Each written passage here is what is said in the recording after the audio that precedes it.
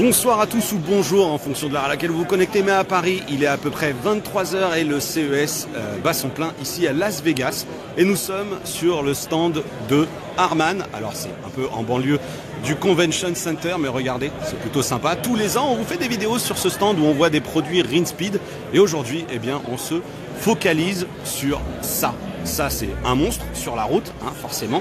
C'est une Maserati Gran Turismo Sport, mais surtout le constructeur s'est associé avec Samsung, puisque Samsung a racheté Harman pour y intégrer des choses assez dingues. Regardez un petit peu l'intérieur de cette voiture. On vous réserve une vidéo plus complète, alors on va pas trop vous en dire, mais quand même, il faut vous mettre un petit peu en haleine. Regardez, un écran QLED au centre de la planche de bord, hein, ça on connaît, avec des écrans LCD, avec du Virtual Cockpit, pour ne citer que chez Audi, mais surtout à côté, 28 pouces, l'écran QLED, c'est assez sublime, tout comme la voiture.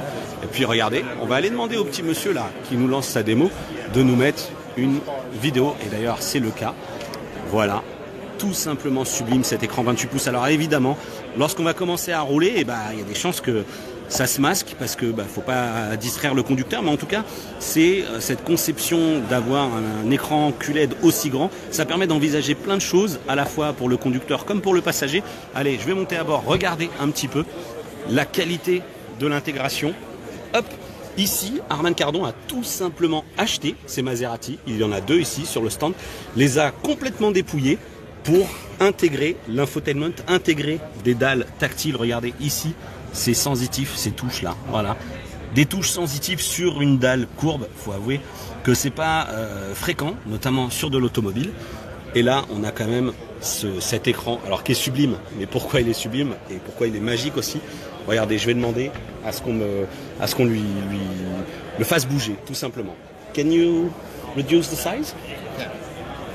Regardez, là, il faut d'abord couper la vidéo. Alors je ne sais pas si, voilà, ça c'est ce qu'on peut imaginer comme fonction pour le passager. Et voilà, magie, il est en train de rentrer dans la planche de bord. Ce que je peux vous dire, c'est que c'est vraiment très très joli. Alors on conserve évidemment les fonctions multimédia, les fonctions de GPS, et là la possibilité pour le passager, encore une fois, est bien de piloter tout ça, parce que quand on est à bord d'une Maserati Gran Turismo, faut rester concentré un petit peu sur ce qui se passe devant. Évidemment, voilà, donc là, de nouveau, cet écran QLED. Allez, je le refais par moi-même, cette cinématique. Hop!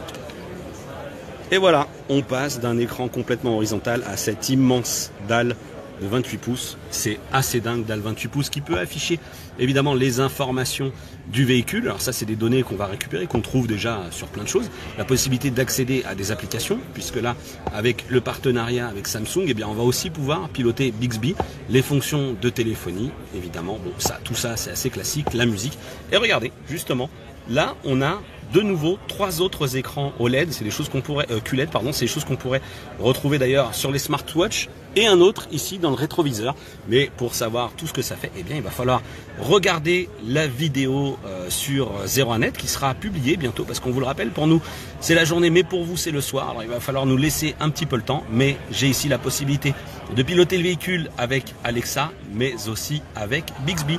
Et Bixby dans la voiture, eh bien on peut lui demander plein de choses, changer la musique, changer l'éclairage à l'intérieur, et même quand est-ce qu'on peut faire, ou quand est-ce qu'il faut faire la prochaine révision. Voilà, vraiment on tenait à vous montrer cet univers, parce que en plus, j'ai oublié, mais il y a 2 smartphones ici, rechargeables par induction, et surtout dans cette vision, eh bien c'est le smartphone qui permet d'identifier le conducteur à bord du véhicule et de lui proposer ses services adaptés. Voilà, allez, un dernier petit tour de la bête, parce que faut pas déconner, c'est quand même un sublime véhicule. Et c'est assez dingue de voir à quel point Harman a vraiment bien travaillé. C'est vrai que je suis assez dithyrambique, mais parce que vraiment côté intégration, on a vraiment l'impression que c'est quelque chose de série, et c'est quand même assez rare.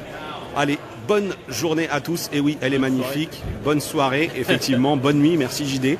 Allez, regardez, il est là JD. Un petit peu fatigué, mais hop là, hein, on tient le coup. Hein. Et on a donc Stéphane Lagrelle qui nous a accueillis sur le stand de Harman. Merci beaucoup pour cette démo, et donc la vidéo intégrale à découvrir bientôt sur 01net.